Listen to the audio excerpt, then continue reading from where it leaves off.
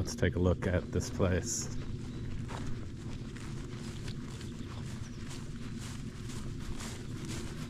This cabin feeds the house for the ranger station.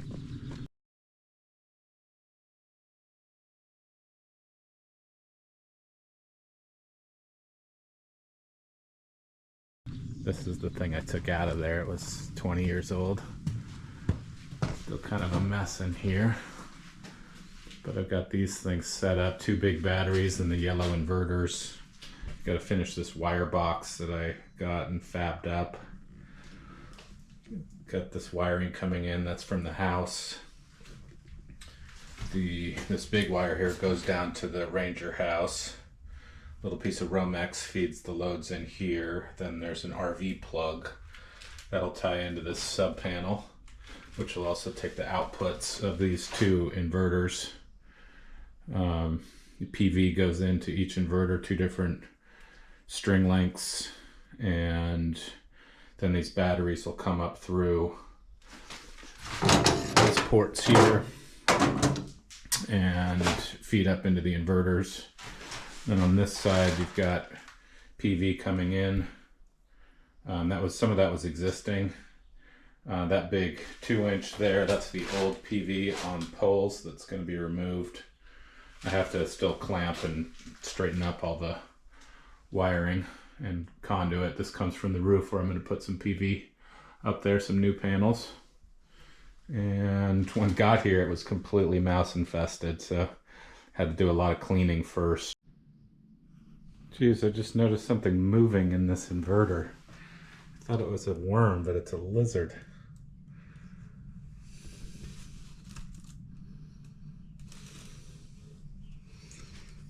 I can see it in there.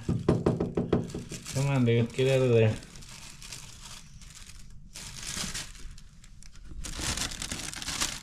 Oh God, it's going the wrong direction. Oh man. I thought it would maybe come down this hole. It went up in there. Oh geez. I might have to take this thing apart to get that out of there. Oh man. Gosh. It could damage it when I turn it on if it got fried in the process. What a bugger. Found it. I had to take the lid off the inverter, but I did get this little guy.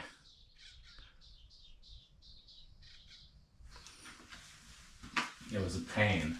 Tons of little screws, and I've lost one. I need to find it. So, anyway, critters. Okay, I got this thing mostly wired. Got the inverters going to the busing. I've got the outbound to the house. I've got the 2 circuits in here. I've got it coming from the inverters. I don't have the batteries connected yet, but I'm doing the ground.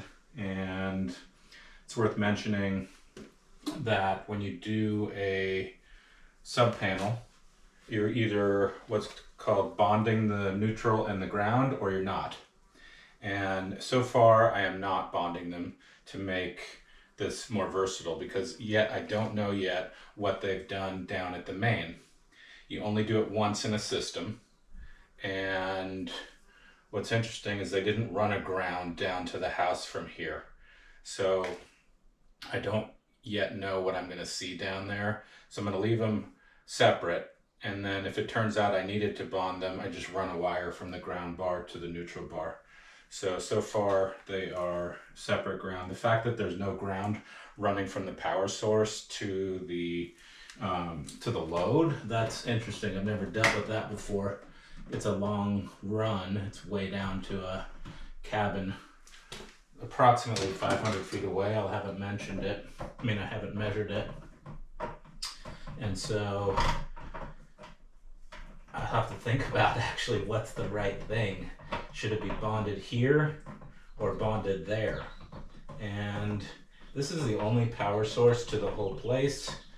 So I guess off the top, I would say this should be where it's bonded. But if it's all bonded down there, then I'm going to leave it like that and just um, leave this like this. And the reason you don't bond the neutral in more than one place is because you end up with a ground loop, and you can end up with current on your ground wire, which in many cases, which you don't want, period, but in many cases the ground wire is bare. So you definitely wouldn't want current on that, because the current normally basically returns through the neutral.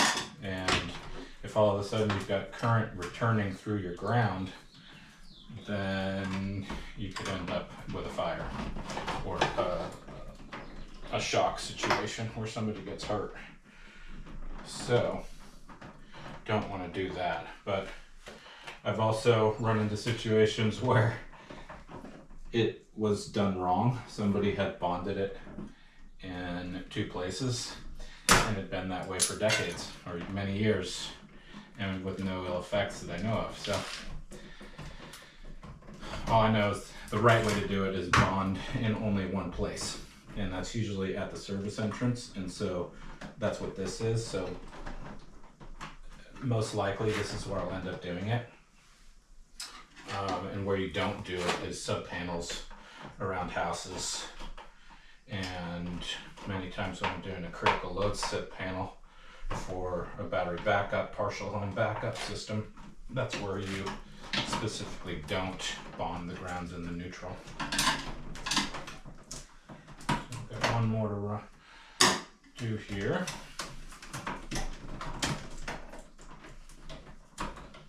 Didn't do the neatest of jobs, but not bad. Close enough for solar, as they say, or as I say.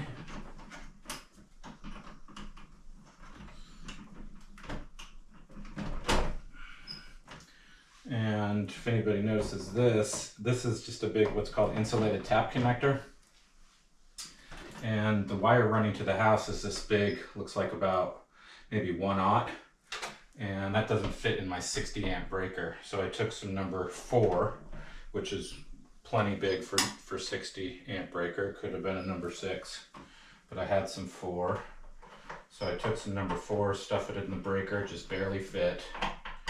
And then I use this insulated tap connector, which basically as a splice, basically just as a reducer. So I could put the bigger wire in it. And the reason it's bigger is to go down to the house, it's preventing the voltage dropping. Especially back, it was smart, but back in the day when the first solar on this place was done 20 years ago, and this is all a big replacement here, what I'm doing, but back then we were especially concerned with voltage drop because every bit of power was so expensive. Nowadays solar power is a lot cheaper, and so you can stand a little bit of voltage drop. You just up your power supply a little bit, meaning one more solar panel, and also we're at higher voltage now in many cases, although this stays 120 only down to the house, not 240. One thing you can see here is I've bonded the 2 bus bars in the split phase panel. These 2 are connected, and normally you would never do that, but in a case where you only have 120 feeding and 120 outgoing, that allows you to use all of the busing. And so I'm going to put a label on here that says 120 only. There's no 240 loads, and there's no 3 wires going down to the house, so there was no way to get 240 to the house unless I was to replace all this big wire. That would have been expensive and unneeded. So, and they only have 120 loads down there. So I could have set up these inverters to do 240 split phase, but since it didn't need to, they're going to be in parallel, it's called. So they're each going to be at the exact same 120 volts at the same time. And so they'll, each one puts out 30 amps. So it'll combine to 60 amps that'll feed both of these buses and go out to the house and out to the couple loads that are in here. So last thing I got to do is connect the batteries together and then connect the batteries up to the inverter. All right, so basically done, wiring complete. Kind of a forest down here of mostly battery cables, big connectors, Got each inverter tied into one of the batteries. I've got the batteries connected together. I've got the solar coming in to this one. I've got different solar coming into this one. Both of them have their AC outs, the black and white wires going over to the sub panel. So sub panel ties in, these big wires tie down in, go to the house. And I'm going to put this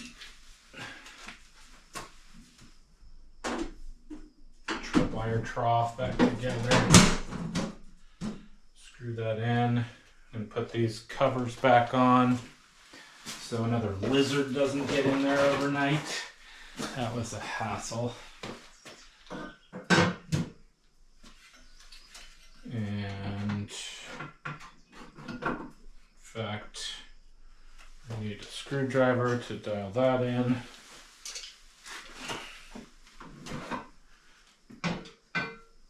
I'm trying everything I can not to scratch this box that I painted. It was galvanized, so it was fine, but I kind of wanted it to be gray. I didn't realize it was going to be gray when I ordered it.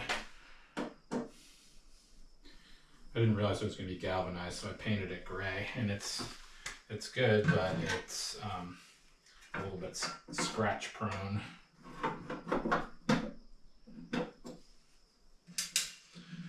One thing about these inverters is they have these tiny little screws, which are kind of a beast not to lose. I'm good at losing little things like that. Just like this.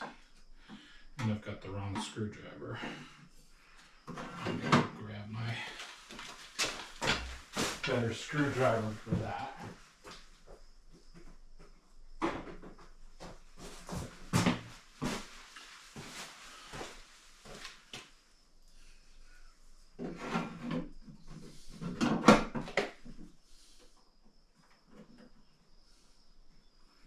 So I'm not going to start it today. I'm going to wait till tomorrow because that's kind of a classic move. I want to sleep on it. I want to look at it again tomorrow. One last reality check before I start it.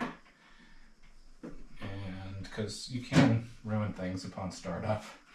If you have a reverse polarity battery or reverse polarity PV, that can happen. I've already double, triple checked it, but. And then there's also a fair bit of programming to do with this kind of thing. You have to put them into parallel. You get into the settings of each inverter. You tell them they're operating with each other. If they're communicating here, I've got to tighten that up. It's the only thing I wasn't able to get in conduit. I kind of wished they gave you an opportunity for that, but there's no way to put that in conduit. So I put it in conduit in here. I'm going to tie it back there so at least it gets semi-hidden, but that's where the ports are. I would rather the ports be inside, and that way I could have it run down through the battery box, but that's not where they are.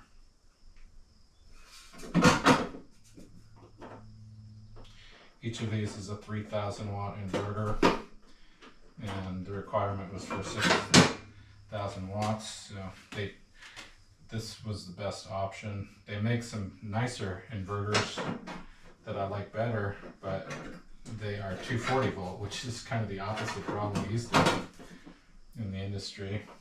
Everything was only 120 and we wanted 240. Now they made 240, but you can't shift all the power over to one leg. So you end up, if you buy a 12,000, I could have bought a 12,000 watt inverter and only used one leg of it, which would make 120, 6,000 watts, but that would be a waste of money. That's about twice the price of these. So even though there's two of them and it's a little more of a hassle, it was much more cost effective. Okay, out of all that, I did not lose any screws. That's pretty close to what the finished product there looks like. I've got a little bit of conduit strapping and cleanup to do. And this one thing here, I still have to figure out what to do there. This stuff here is dead and it's not going to be used. I'm probably going to pull it back. There's a big box outside. I'm going to pull it back into the box and coil it up and leave it, just in case someday the system gets expanded. That'll be worth having. Pulling the wire would be a pain, and also it's nice that it's there in case it's ever used. It's just some old PV panels that are some of the oldest I've ever seen, but they were still, barely functioning, but a little bit. So it was neat to see that they lasted that long. Okay, so here's another part of this. This is the original combining panel here. There were 4 circuits coming into it. Each of the 4 circuits takes on one column of 3 panels here.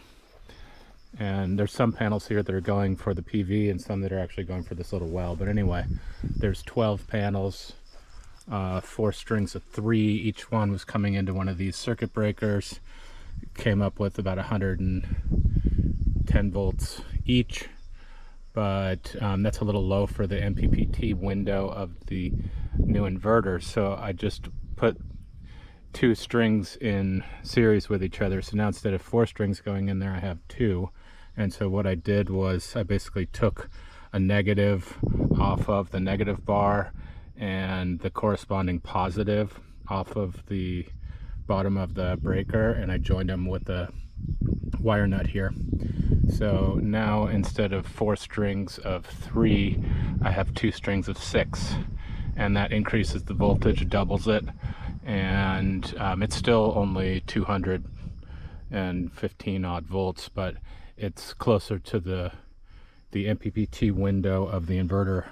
Is only it starts at 120 volts, so I figured I would make that higher, and it probably would have been okay, but I wanted to get the maximum output, and so did get that. All right, here's the final look at the system. Got the 2 inverters and 2 batteries, and cleaned up all this little stuff here.